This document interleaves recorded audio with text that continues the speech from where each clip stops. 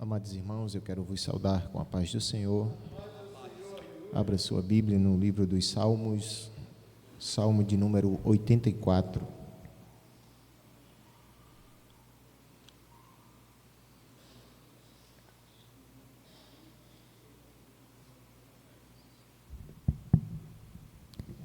Salmos de número 84.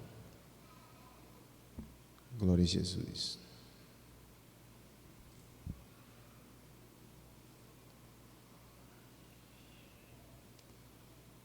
Tem alguns irmãos procurando, vamos aguardar para todos fazerem uma leitura uníssona.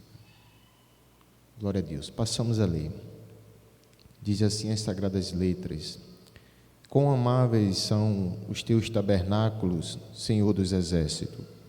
A minha alma está anelante e desfalece pelos átrios do Senhor, e o meu coração e a minha carne clama pelo Deus vivo.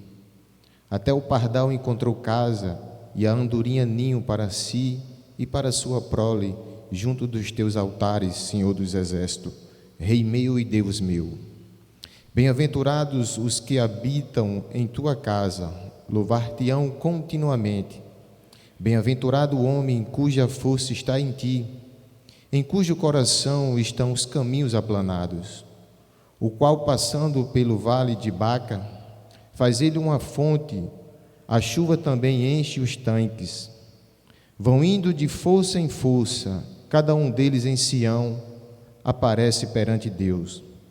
Senhor, Deus dos exércitos, escuta a minha oração, inclina os ouvidos, ó Deus de Jacó. Olha, ó Deus, escuta e contempla o rosto do teu ungido, porque vale mais um dia nos teus átrios do que em outra parte 1000. Preferia estar à porta da casa do meu Deus a habitar nas tendas da impiedade. Porque o Senhor Deus é o sol e escudo. O Senhor dará graça e glória e não negará bem algum aos que andam em retidão. Senhor dos exércitos, bem-aventurado o homem que em ti põe a sua confiança, e eu digo amém. Glória a Deus, né, amados? É nele em quem devemos pôr a nossa confiança, amém? Glórias a Deus por isso. Ana Cláudia, hoje estava bandejada, né? Está meio desfalcado, mas dá para louvar o Senhor? Glória a Deus. Então se prepara aí, daqui a pouquinho vai estar louvando ao Senhor, amém? Queria convidar os obreiros que farão recolhimento dos dízimos e ofertas, amém? Vamos estar agora adorando de uma forma diferente, né? Através das nossas doações voluntárias, né, para que a obra do Senhor continue sendo mantida e continue crescendo e prosperando, amém? E nisso, a obra do Senhor, ela conta comigo, né, conta com você, conta conosco, no sentido de estarmos aqui fazendo voltar à casa do Senhor parte daquilo que Ele nos concede, amém? Glória a Deus por isso, né? Nosso irmão Daniel vai estar aqui orando, né? Pode orar aqui, Daniel? Orando, agradecendo pela porção da palavra do Senhor que foi lida, contemplando também as finanças do povo de Deus de modo geral, não só da igreja de instituição, mas de todos os irmãos em Cristo, amém? Eu também saúdo a todos na paz do Senhor. Oremos. Senhor Jesus, glória ao teu nome, agradecido somos, Senhor, por essa palavra que lemos mais uma vez aqui no culto, Senhor, todos nós numa só voz, numa só leitura.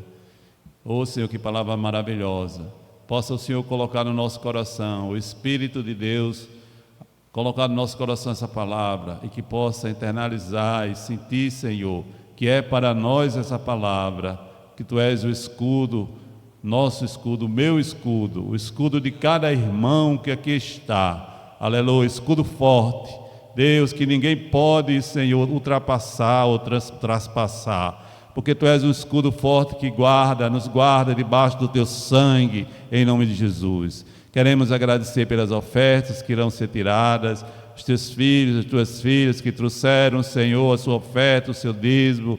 Senhor, Tu sabes, Tu conheces cada um.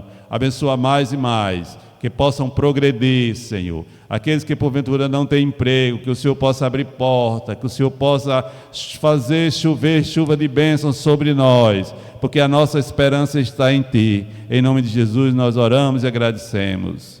Amém.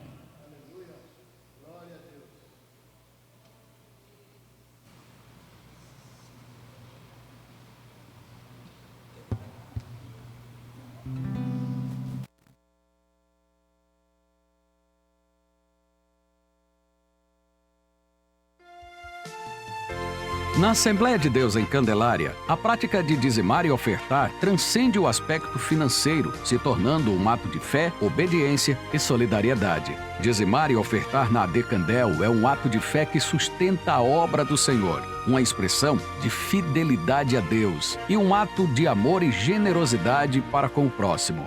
Essas contribuições, além de manter a igreja funcionando, impactam vidas por meio das missões e evangelismo, proporcionam cuidado aos idosos através do CIAD, ajudam os pastores no campo e mantêm o nosso quadro de funcionários. Não deixe essa obra parar. Contribua com amor por meio da maquineta que está na mão dos nossos obreiros, por crédito ou débito, por meio do QR Code fixado em cada banco ou através da nossa chave Pix 08 332 785 000101 em nome da Assembleia de Deus no Rio Grande do Norte. Realizada a sua contribuição, envie o seu comprovante para este WhatsApp que aparece aqui na tela e que Deus continue a derramar ricas bênçãos sobre a sua vida.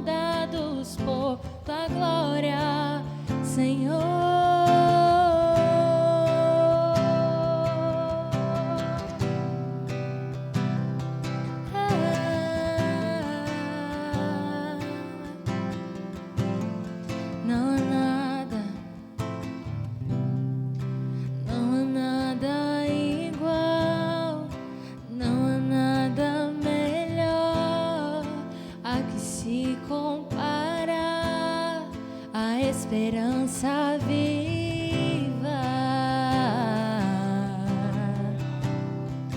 tua presença,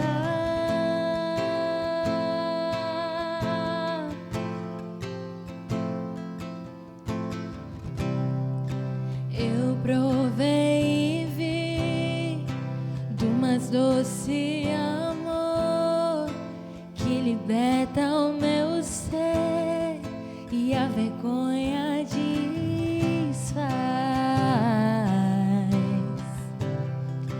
Tua presença,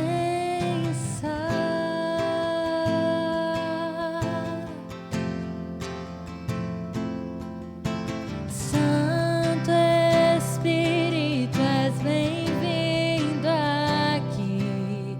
Vem inundar e encher este lugar.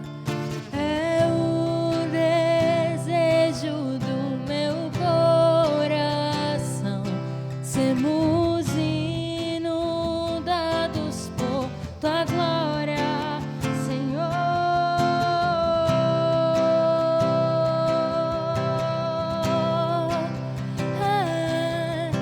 Tua glória.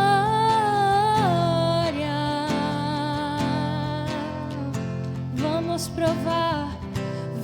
provar o quão real é tua presença.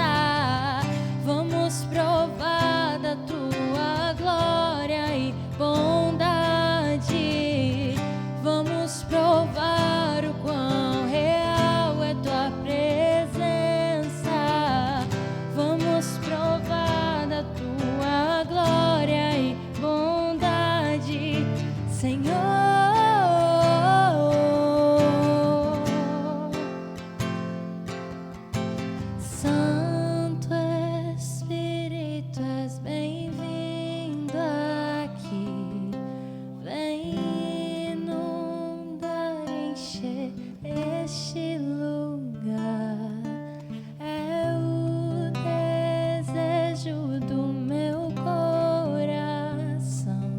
sermos inundados por tua glória, Senhor.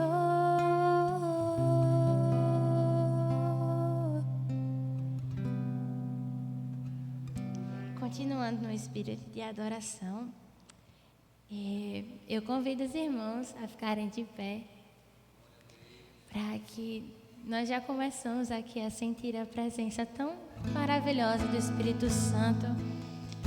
E eu peço que deixem que Ele os conduza a essa adoração, que Ele os leve a um lugar inimaginável agora nesse momento de adoração na presença do Senhor, pois não há nenhum outro lugar melhor do que nos pés do Senhor, na sua presença. Teu sangue leva-me além, a todas as alturas, onde ouço a tua voz, faz de tua justiça pela minha vida. Jesus, esse é o teu sangue.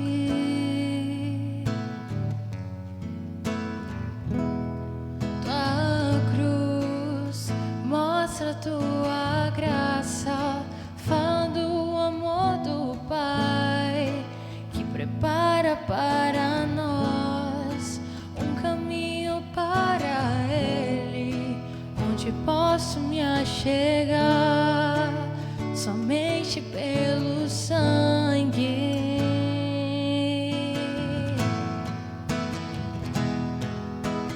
que nos lava dos pecados, que nos traz restauração.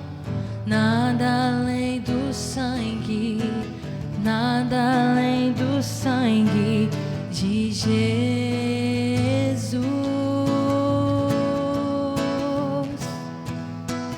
que nos faz brancos como a neve, aceitos como amigos de Deus. Nada além do sangue, nada além do sangue de Jesus.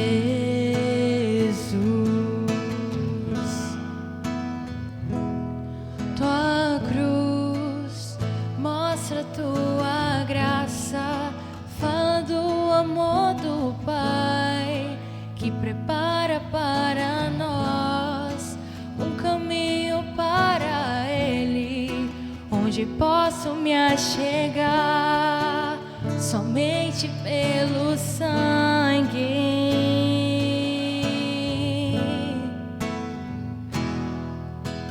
que nos lava dos pecados,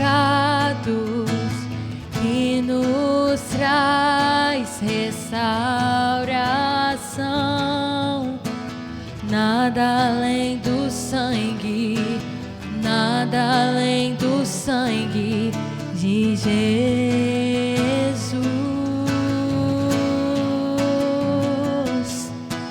que nos faz brancos como a neve, aceitos como amigos de Deus. Nada além do sangue, nada além do sangue de Jesus.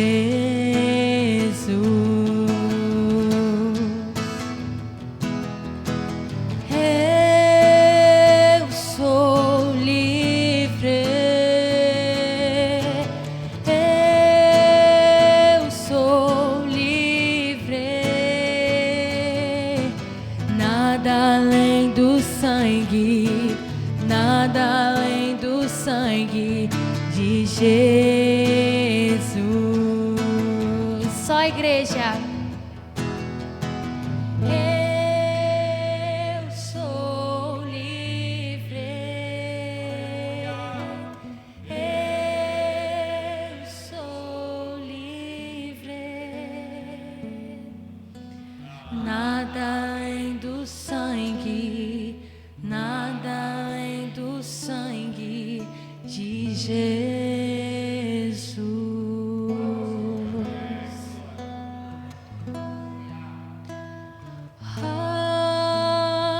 Alvo mais que a neve,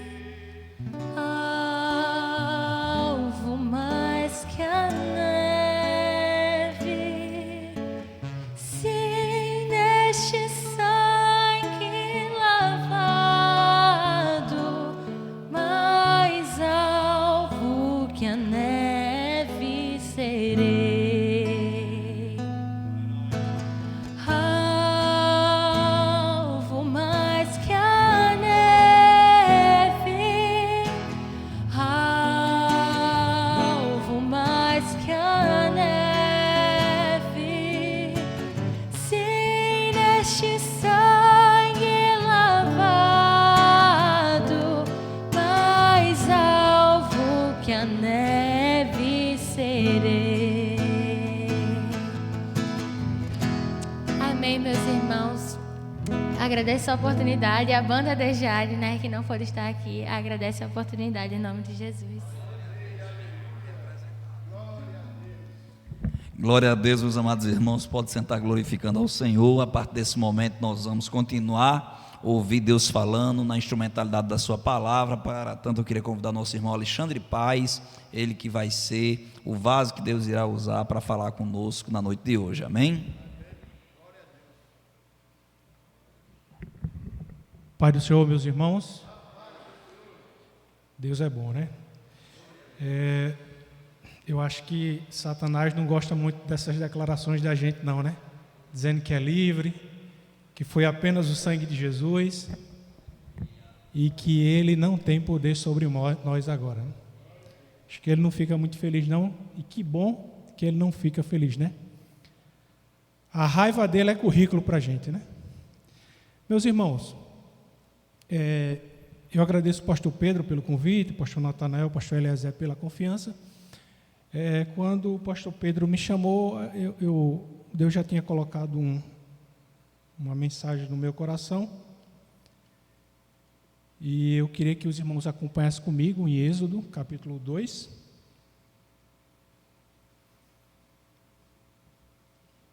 Êxodo, capítulo 2.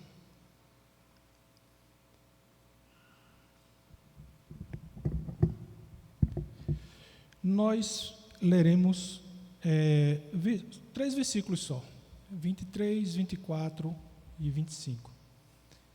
Êxodo 2, 23, 24 e 25.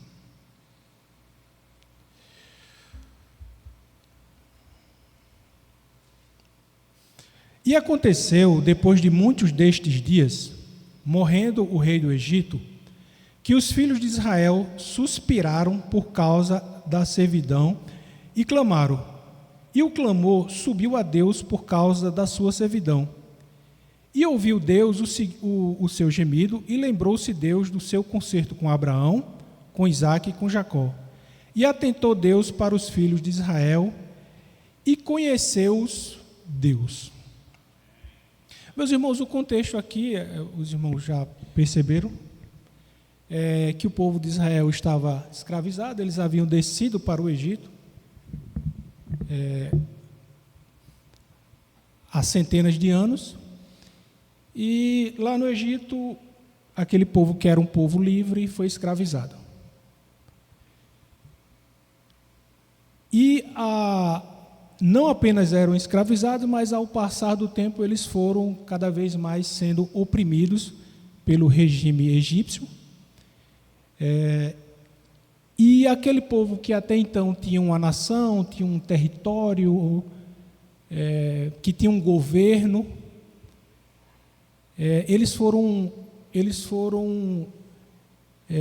perdendo aquela condição ao longo do tempo, já com bastante tempo fora do seu território. E aquilo ali os angustiou de uma maneira muito grande, evidentemente, né? Eles eram escravizados, pessoas de segunda, terceira classe. E aquela situação, é bem provável que eles tenham feito um retrospecto do que eles viveram, das promessas de Deus. Aquilo ali os angustiou. E começou a surgir um movimento, isso aqui a gente deduz do texto, a Bíblia não deixa claro, mas a gente deduz que ao passar do tempo aquilo ali surgiu um movimento, né, um desejo de um regresso, de um êxodo, né, ou de uma libertação do regime egípcio. E esse desejo que foi surgindo no coração daquele povo passou para uma segunda etapa de oração, de clamor. A Bíblia diz que eles suspiravam por causa da servidão, e também no versículo 23 o texto repete: e o seu clamor subiu a Deus por causa de quê? Por causa da servidão, daquela condição que os afligia. E aí o povo passou a orar. A primeira coisa que a gente percebe aqui é que a oração deles tinha um objetivo. A oração era específica. Não só esse texto, mas se a gente olhar em várias outras partes da Bíblia, a gente vai perceber o seguinte, que Deus está nos dizendo que a nossa oração ela tem que ser específica. Você tem que especificar o que você quer com aquela oração. É pouco eficaz dobrar o joelho e dizer: Senhor, abençoa a humanidade, abençoa todos os crentes, concede-nos bênção, obrigado por tudo. Isso para você, eu não estou me referindo a Deus, que Deus ele conhece absolutamente tudo e todos. Mas para mim, para você, isso é péssimo, isso é terrível. Porque eu tenho que mostrar a Deus qual é a minha necessidade específica. Eu tenho que dizer a Deus exatamente pelo que eu estou agradecendo. Se nós observarmos os vários personagens da Bíblia, que as orações são destaques, são ensinamentos para mim e para você, a gente vai perceber isso de uma forma muito evidente. Por exemplo, Ana orou pelo quê? Por um filho. Ela foi específica. Ela queria um filho, ela queria que Deus abrisse a madre dela. Jacó foi específico com Deus também, ele queria escapar do seu irmão Esaú, esse era o objetivo dele.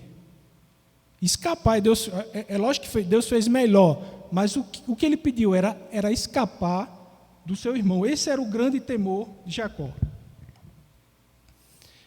Jeoacás, ele queria ser liberto dos sírios, esse foi o pedido, ele foi específico para Deus, ele disse: o objeto, aquilo que eu peço, é como se fizesse um recorte, disse, aquilo que eu peço ao Senhor é isso.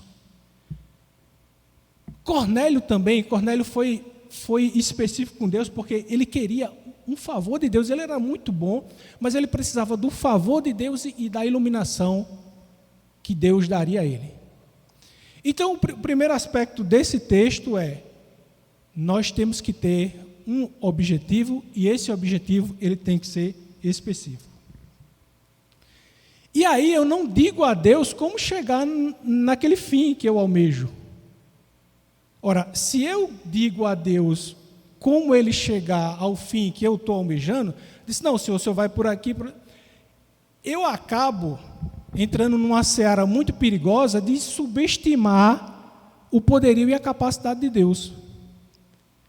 Então, por outros termos, a gente acaba... É por isso que o Espírito Santo, ele intercede por nós.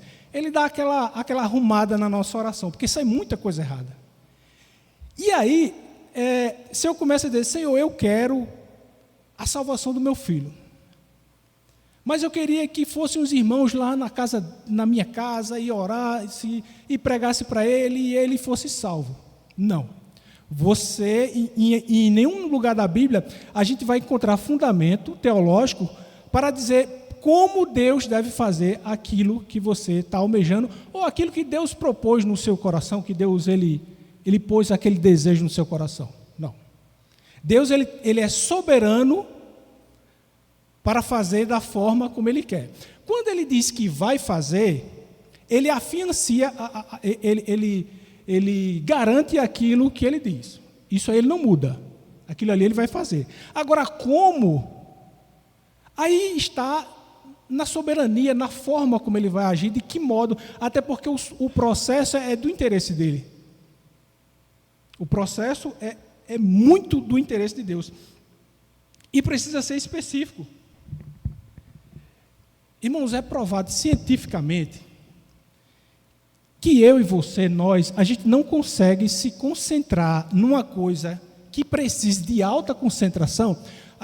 Melhor dizendo, a gente não consegue se concentrar em mais de uma coisa que precise de alta concentração. É humanamente impossível. E para piorar, em pequenas coisas a gente não tem capacidade mental, intelectual de se concentrar em duas coisas ao mesmo tempo. Então, se você está aqui dirigindo e de repente pensa em alguma outra coisa que não diz respeito à condução do veículo, você é levado por aquilo ali, às vezes em fração de segundo, e você não tem um controle sobre aquele veículo. Isso às vezes por fração de segundo. Às vezes imperceptível, como acontece com a nossa energia. Se você pegar uma lâmpada incandescente, essas mais tecnológicas não, mas uma lâmpada incandescente, em tese, você deveria perceber que falta energia várias vezes ao dia. Só que a velocidade com que falta e com que volta a energia é tão rápida que é imperceptível. Então seria mais ou menos assim. Você está lendo um texto e ouvindo uma música. Aí você ouve a frase da música e volta para o texto. Você não está fazendo as duas coisas ao mesmo tempo. Se você ora, você tem que orar por... Se aquilo lhe move e que tem intensidade, existe desejo no seu coração, aquele objeto específico da oração tem que ser o seu motivo de oração. A gente não pode se divagar em várias tantas outras coisas. Senhor, abençoa a humanidade. Não, irmãos, escolha nomes de pessoas que Deus colocou no seu coração, que precisam de Jesus, e Deus coloca nos nossos corações, e ore por elas. Ore por aquelas pessoas, porque Deus levantou você para orar por ele ou por ela. Esse foi o objetivo de Jesus quando pôs isso no seu coração. Então, e outra coisa, além da oração ela ser específica, além da oração ela ter um objetivo certo, o que a gente percebe desse texto aqui é que os motivos, aquilo que nos motiva, tem que ser os motivos corretos. Então, por exemplo, vou só conjecturando aqui, irmão, só dar um exemplo. Se uma irmã, ela ora a Deus, Senhor, salva o meu marido. Porque se o Senhor salvar o meu marido, minha vida vai ser melhor. Porque ele bebe, ele faz isso, ele sai de casa, aí não volta tarde. A irmã ou irmão que está fazendo essa oração, ele está esquecendo que o seu cônjuge ou até o seu filho, com a sua vida, com a vida que ele leva, ele está desonrando a Deus. Em pecado, todo pecador ele desonra a Deus diuturnamente. E aí a preocupação daquele que ora assim, ao invés de ser evitar que uma vida desonre a Deus e posteriormente vá para o inferno, a preocupação daquele que assim ora está consigo. A minha vida vai ser melhor. E nós, eu e você, somos tentados a fazer tudo em função de nós mesmos. É o egoísmo que impera na nossa vida. É natural. Então temos que combater esse egoísmo e orar pelos motivos certos. A gente tem que ter cuidado desses desejos egoístas que às vezes nos assaltam nas nossas orações, para que façamos aquilo que Jordão nos deu um exemplo aqui, que seja para ele, né? Que seja voltado para ele, que seja a finalidade seja ele. É um emprego, é perfeito, Deus vai lhe abençoar, vai lhe dar, mas aquele emprego vai servir para a glória de Deus. É o marido que vai entrar por essas portas crente em Jesus? É, mas aí quando você pegar esse microfone, você vai dizer, Deus fez. E agora aquela vida está glorificando a quem? A Deus. É em função dele. O que o irmão de Jesus, Tiago, falou em sua carta? Ele disse assim, pedis e não recebeis. Porque pedis mal, para gastardes em vossos próprios deleites. Ele deu a fórmula aí. Alguns não recebiam, por quê? Porque a motivação não era correta. Aquilo que nos impulsiona a orar, a razão pela qual a gente está orando, tem que ser a motivação correta, tem que ser o porquê. E aí eles oravam e disseram, olha, o Senhor fez uma promessa a Abraão, o Senhor fez uma promessa a Isaac, o Senhor fez uma promessa a Jacó. E aí eles foram no ponto central, disseram, olha, Deus agora é a sua palavra que foi afiançada. E aí o bem-estar do seu povo, é a liberdade do seu povo, a motivação era isso. E evidentemente, como aconteceu durante toda a peregrinação no deserto e na instalação do povo de Canaã, o nome de Deus foi glorificado. Era a glória de Deus o fim daquilo ali. E outra coisa que aqui e acolá a gente se perde na oração, olha que coisa interessante o texto diz.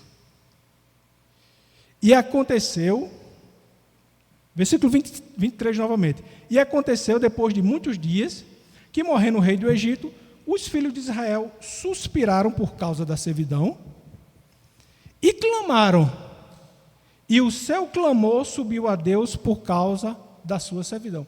Irmãos, a Bíblia utiliza o termo clamar. Eles não só peticionaram a Deus, eles imploraram a Deus. Oração eficaz é aquela que eu faço com desejo, com vontade, com força.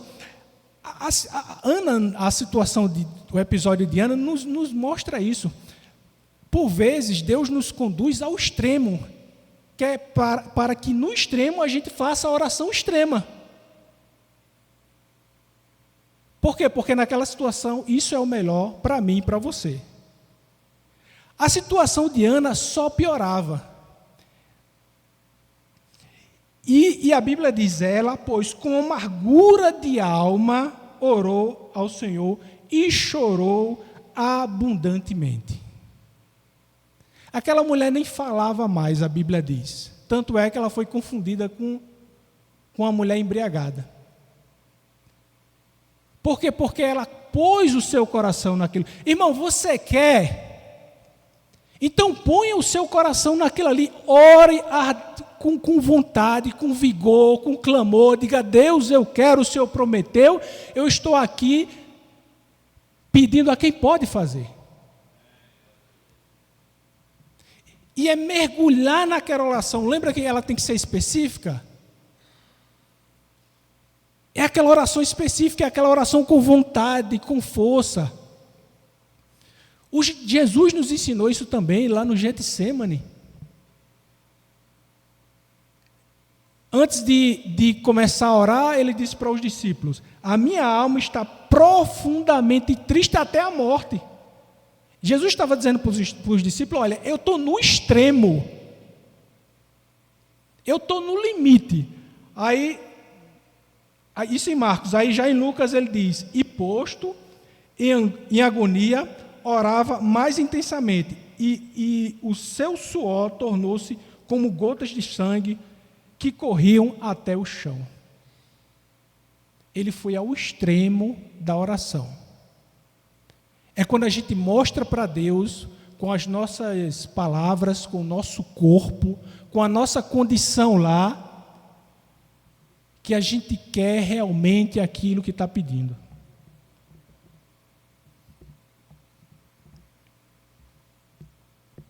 E uma coisa que eles oraram aqui, e dá para perceber pelo texto, um terceiro ponto, aliás, um quarto ponto, é que eles oraram com convicção. Não procure, irmãos, resposta em oração, se você não tiver expectativa de alcançar aquilo ali. Não faz sentido.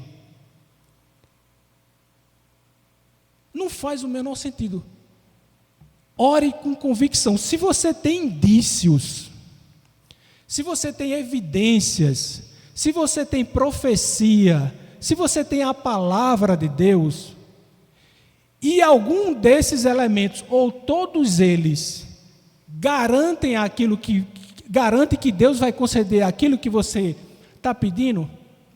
Titubear numa hora dessa é afrontar a soberania de Deus. É por isso, eu repito mais uma vez, que o Espírito Santo arruma um negócio que às vezes é muito bagunçado e a gente bagunça muito. É dizer, olha, Deus prometeu,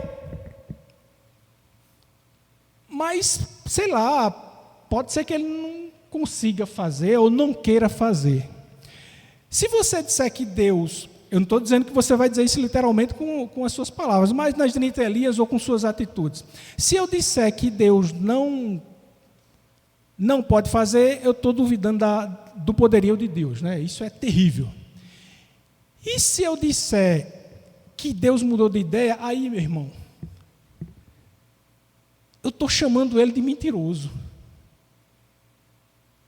Eu estou atribuindo a Deus, eu estou dando a Deus um atributo terrível que é dado a Satanás, que é o pai da mentira. Sabemos nós, eu e você, que Deus não muda uma vírgula daquilo que Ele diz. E Ele cumpre exatamente como Ele promete. E de onde surge essa convicção? Ora, você vai se ajoelhar e vai orar com convicção, com certeza de que aquilo que você pede, Deus fará. De onde surge essa convicção? De vários pontos. Um deles, por exemplo, é a palavra de Deus.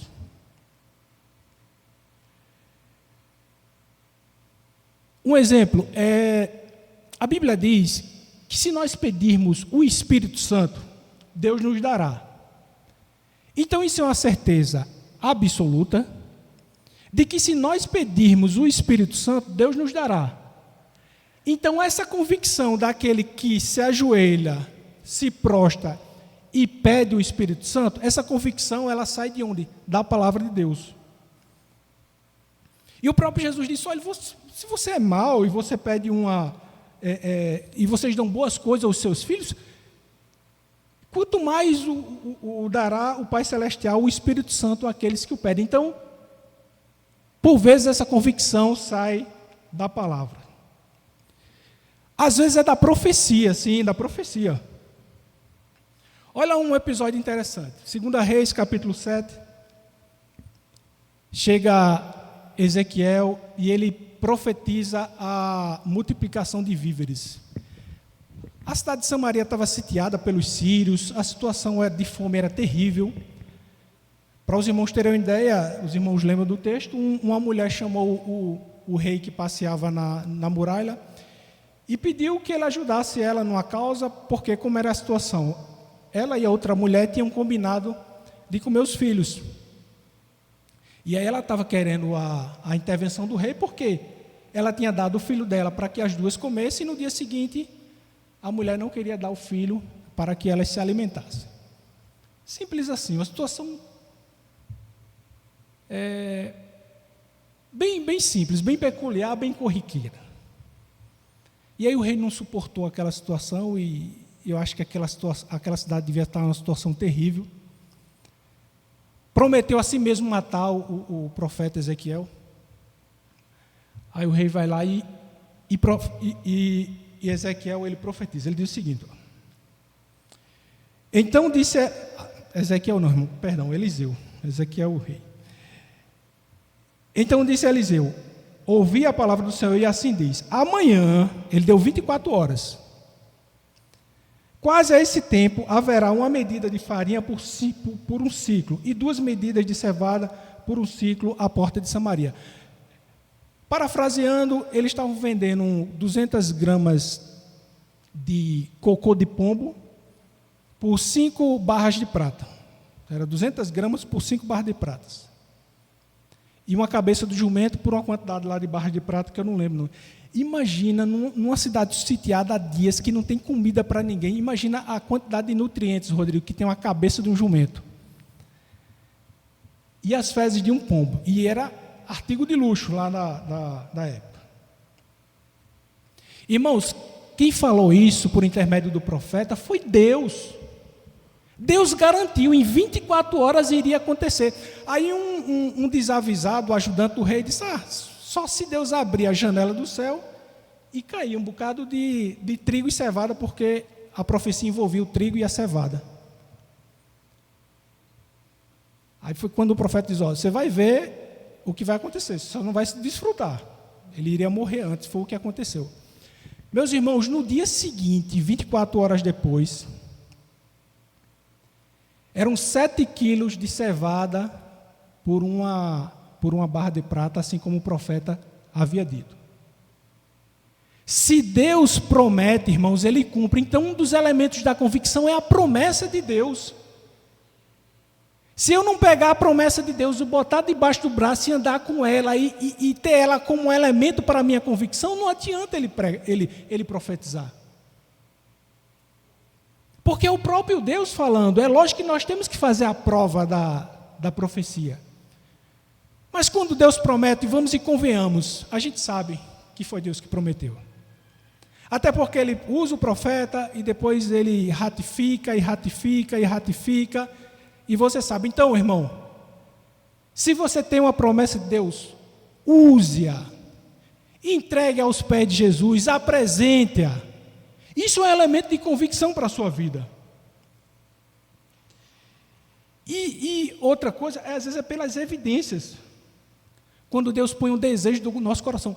Meu irmão, Deus não ia colocar um desejo no seu coração, um desejo ardente no seu coração, se Ele não quisesse lhe conceder aquilo que Ele pôs no seu coração.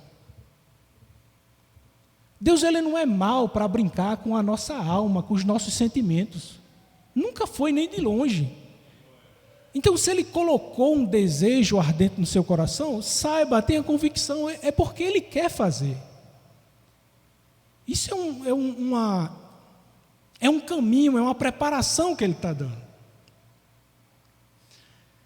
E às vezes os desejos mais ocultos, os desejos mais inocentes, para os irmãos terem uma ideia como Deus, ele é maravilhoso com os nossos desejos, e até com os caprichos também. Mais ou menos na década de 40, por aí, final da década de 40, minha mãe era uma adolescente, e ela não era crente. Minha avó, muito católica, ela participava de todas as atividades da igreja católica, e lá no interior, em Ceará-Mirim, da casa dela, ela viu uns irmãos se batizando. E ela olhou aquilo ali e achou muito bonito. Ela disse, se um dia, olha bem, eles eram bem católicos, ela disse, se um dia eu for ser crente, eu quero me batizar no rio. Certo? Isso ela nem verbalizou, foi uma coisa que ela pensou. Passaram-se anos, vários anos,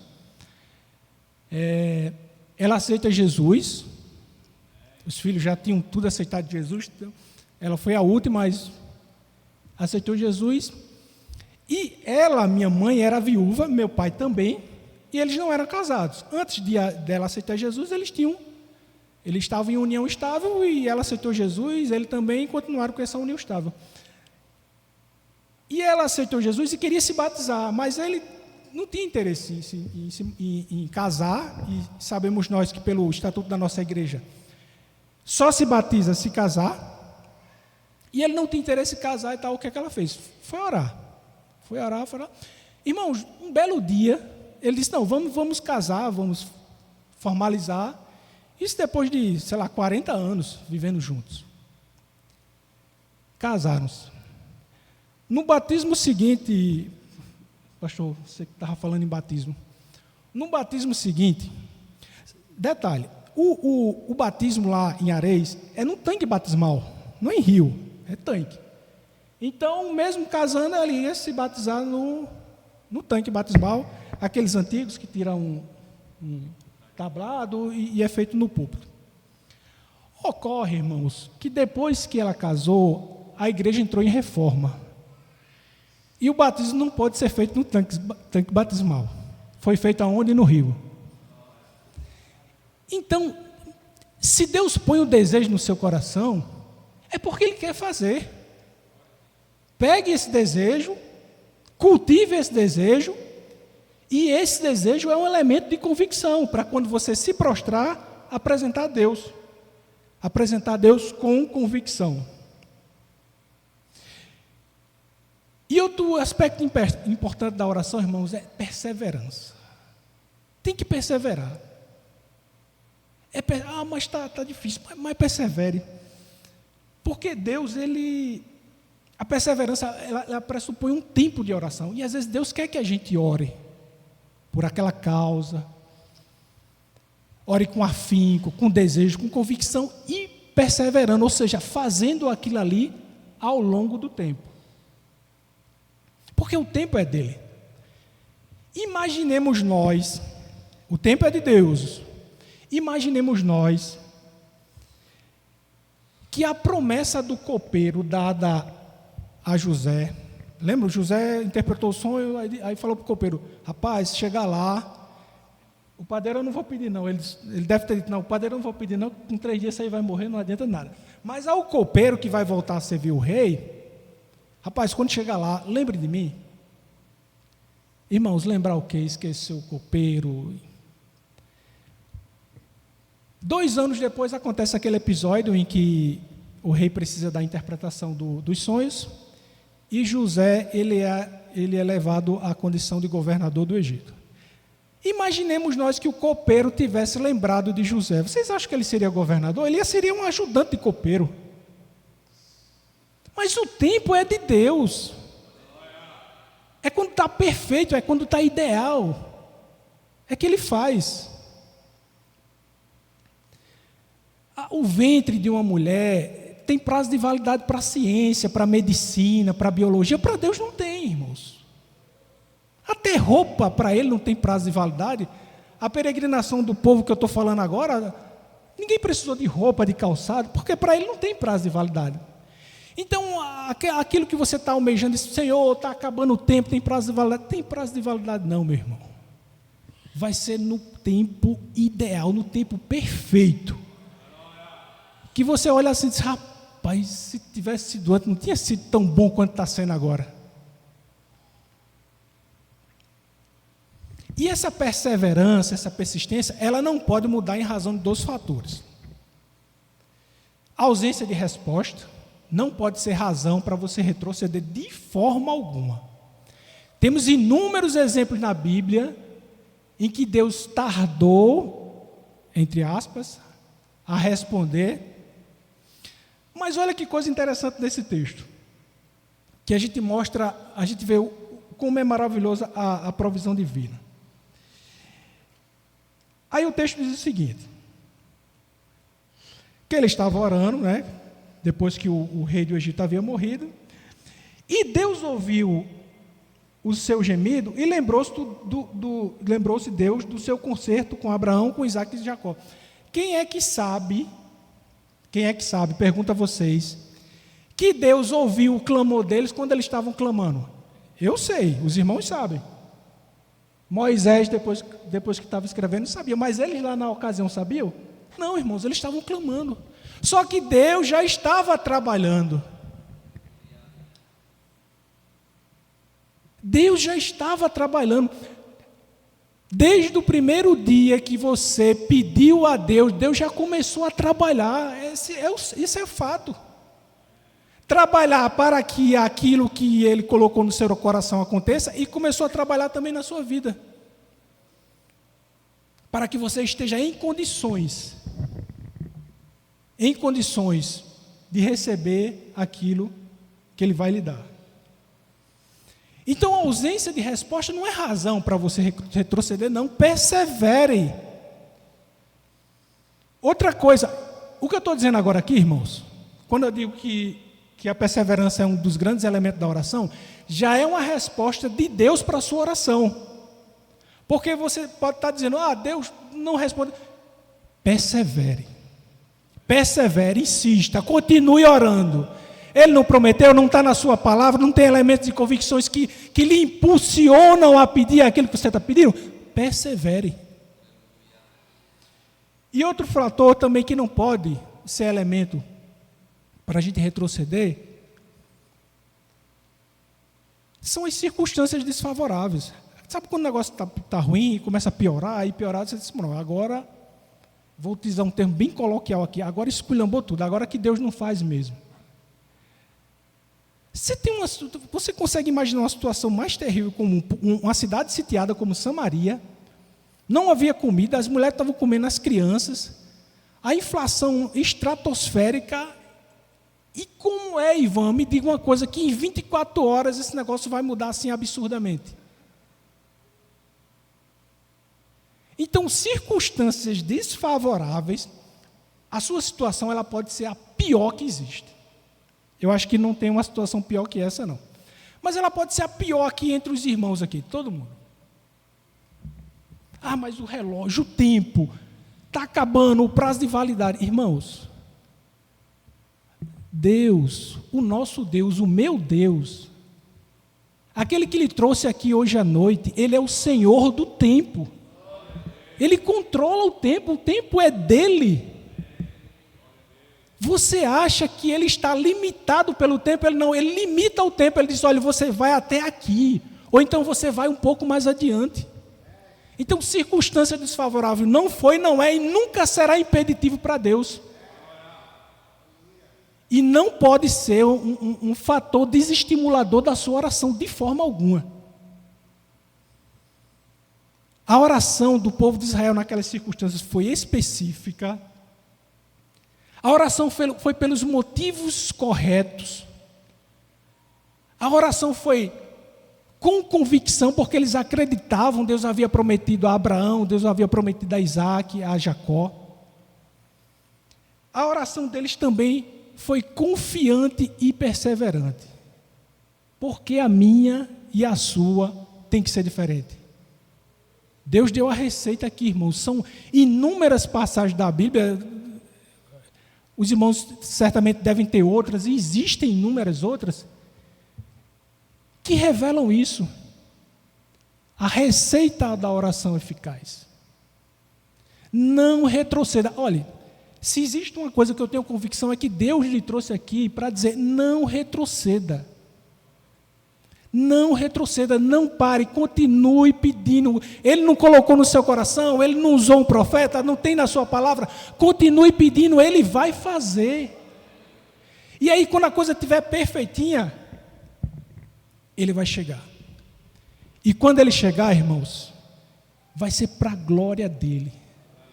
Você, com sua vida, você, com a sua condição, com seu testemunho, vai glorificar o nome de Deus e todo mundo vai ver. Foi Deus que fez, não foi ele, não tem condições, não tem como, a situação era desfavorável, foi Deus que fez aquilo ali, não tem como. Foi Deus ou não foi Deus que fez, Jordão? Foi Deus, irmãos. Foi Deus. Você está convencido do que Deus está querendo dizer para você hoje? Saia daqui com essa certeza. Eu queria fazer uma oração com os irmãos. Você não precisa vir aqui, basta baixar a sua cabeça e você vai orar por uma coisa, uma só. Você vai esquecer todas as outras e aquilo que lhe aflige, aquilo que toma os seus pensamentos, que lhe assalta, aquilo que é um elemento central, às vezes, elemento central não, porque a adoração a Deus é o elemento central da oração, mas o elemento central das suas petições, aquela petição que você faz diuturnamente a Deus. Você vai fechar os seus olhos e apresentar isso a Deus, tá bom? Deus santo, Deus bendito, Deus maravilhoso, obrigado, Senhor, por tudo. Obrigado por tuas maravilhas, por tua graça. Obrigado pela tua palavra. Senhor, eu te apresento agora o teu servo. Eu te apresento agora a tua serva, Deus. Senhor, se ela está pedindo a ti, se ela está insistindo, se ela está clamando, é porque ela acredita, Deus, veementemente que tu podes fazer. Deus santo e bendito, em nome de Jesus, concede o desejo do coração. aquilo que tu pôs o desejo no coração dele e dela. Aquela profecia dita, Deus, não foram palavras soltas ao vento. Aquilo que ela extraiu da tua palavra, Deus, não foi à toa. A confirmação que veio depois, Senhor. Eu te peço agora, dá força para ele e para ela caminhar mais um passo, mais 2, mais 3. Mas que ele tenha forças, que ela tenha força para chegar ao tempo determinado por ti. Porque eu tenho convicção, plena, certeza e absoluta que tu farás. Deus, Jeová Jireh, Deus da provisão, Deus maravilhoso, cada um que veio aqui esta noite, veio porque tu tinhas, Senhor, uma palavra específica para dizer para ele, para ela. Então, meu Deus, em nome de Jesus, nesse ato de fé, de apenas baixar a sua cabeça e levantar os seus pensamentos aos céus, ouve, Deus, ouve a oração do teu servo, ouve a oração da tua serva, em nome de Jesus, amém.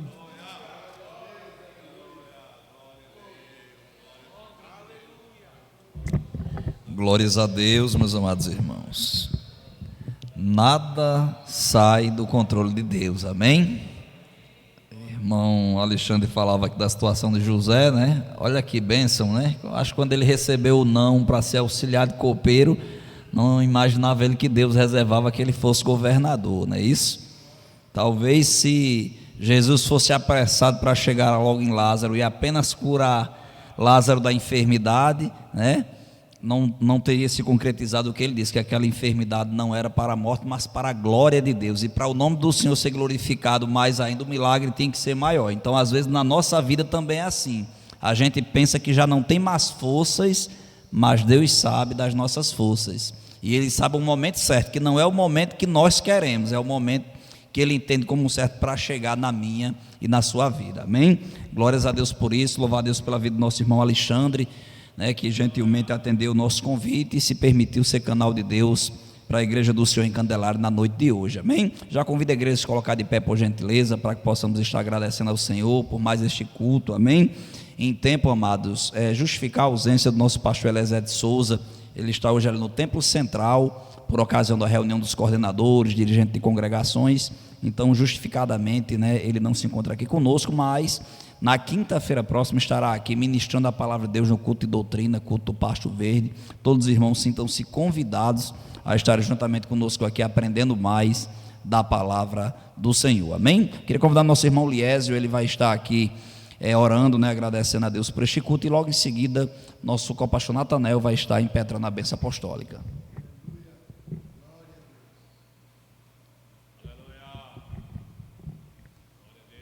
Saúde a igreja na paz do Senhor. Oremos. Santo e glorioso Pai, te damos graças, Senhor, por tudo que nos concedeste nesta noite, Pai, pelos testemunhos que foram, Senhor, dados aqui, Senhor, com a certeza que Tu és um Deus, Senhor, que inclina os ouvidos para ouvir o clamor do Teu povo, Pai. Te damos graças, Pai. Tu és um Deus de misericórdia.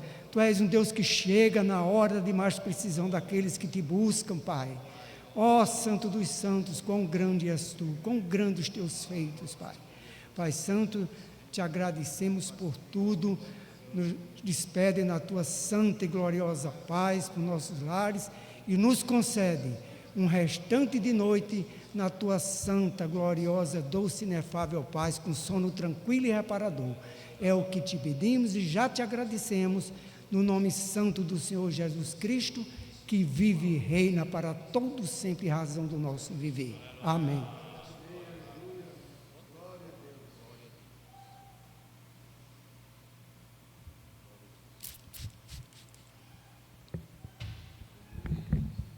Meus queridos irmãos, o culto já está encerrando, mas eu queria cantar um corinho. Todos vocês têm o direito cante comigo um corinho bem conhecido, que tem a ver com a palavra que o irmão falou aqui, engrandecendo o nome de Jesus. Ele é tudo para mim. Cante. Ele é tudo para mim. Ele é o tesouro que eu tenho guardado em meu peito. Ele é tudo para mim. Ele é o tesouro que eu tenho guardado em meu peito. Ele é tudo para mim. Ele é, cante, tudo para mim. Ele é tudo para mim. Ele é o tesouro que eu tenho guardado em meu peito. Ele é tudo para mim. Ele é o tesouro que eu tenho guardado em meu peito. Ele é tudo para mim. Amém? Deus lhe dê uma noite abençoada, um sono reparador, um dia amanhã na presença do Senhor Jesus. Amém? Recebam a bênção apostólica. A graça de nosso Senhor Jesus Cristo, o grande amor de Deus, o nosso Pai, a comunhão e as consolações do Espírito Santo de Deus, seja com todos nós, desde agora e para todos sempre. Amém. Uma noite abençoada.